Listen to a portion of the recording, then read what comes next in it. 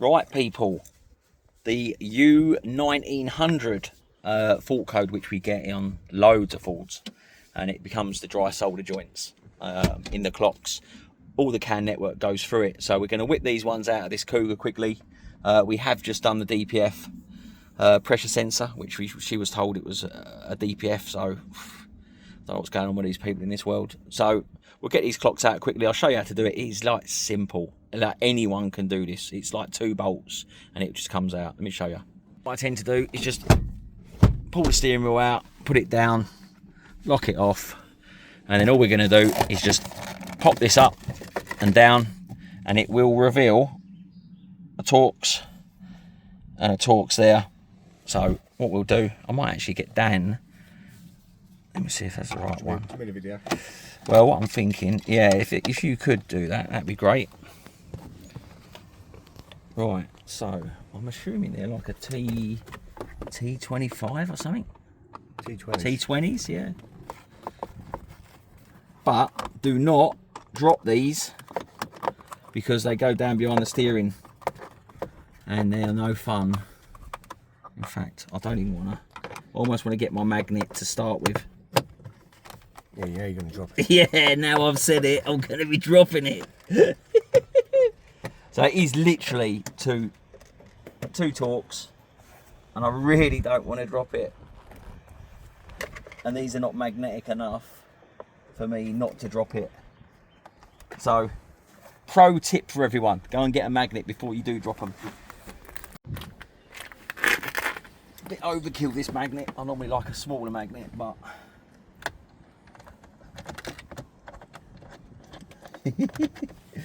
in fact, it's so big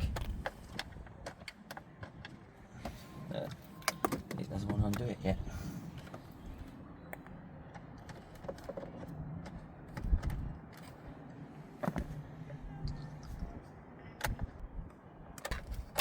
Right, that is one out. Put that over there. 2 out. Now, what we're going to need to do, you can't pull this from the bottom. If you do this, you're going to snap the top piece. What you need to do with a trim tool is prise this section down and this will come out together. So we're going to get a trim tool, we're going to prise this out and remove these clocks, and I'll show you how we do that. You go and get a trim tool. So all we're going to do, now the bolts are out, we don't want to pull these tabs or you will break it.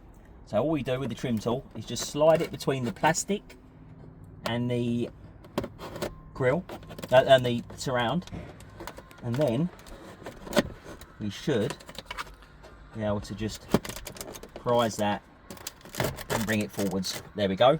So now we've loosened.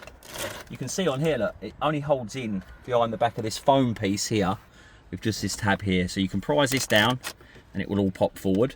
And then what we do is we slide this out sideways so you can see the communication plug on the back here, which is just a push tab and a pull lever like that.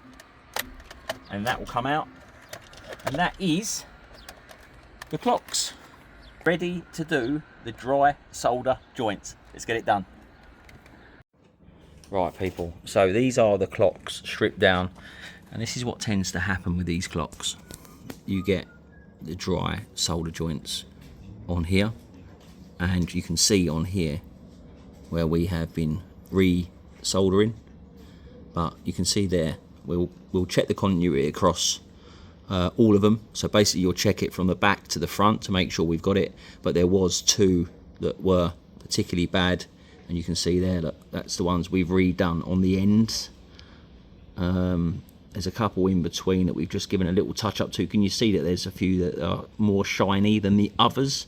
So we've just given them a little top up, but these were notoriously bad at the end here on the left.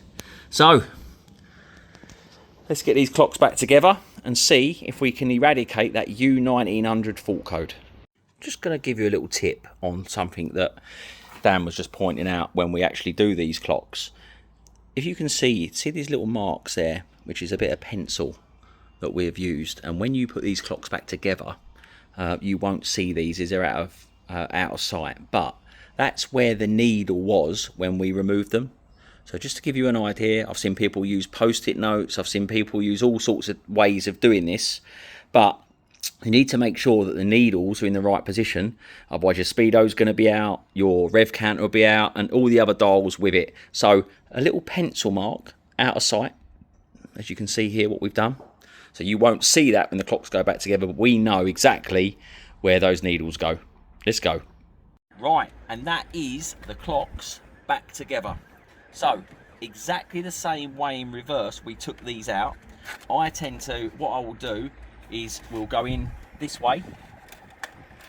Don't forget, we've got to put the plug back in. So I'll lay it on there, stick the clip in, and then as you push it in, make sure you push it with the lever, so you don't just break the lever. So push it and lever it, and then it will click and it will stay down in place. And then all you do is you just slide it in and down, locate the two bits on the bottom, and then once you push the top piece in, this will just click in, like so. And then it's just a case then of putting the two bolts, the two screws, or torque screws, back in the bottom. Do not drop them. The amount of clocks I see with no bolts, one bolt, is unbelievable. So I'm assuming lots of people drop them. And I nearly did too then. That's it. That's it. There you go. Right, so now that's pushed in, just need to drop the bolts in, or screws in, torque screws. Very easy to drop. I won't include the clip where I've dropped one, because they'll be putting the video going, you don't know what you're doing. Right, so just a case of putting the two torque screws back in. That's all pushed in nicely. In fact, I might even be able to put that, start that one by hand. There we go. They are very, very easy to drop. That's it. So, nicely pushed in. You'll see there should be no gap around there. And then these, I've got two lugs that just push through the clocks and clip like so.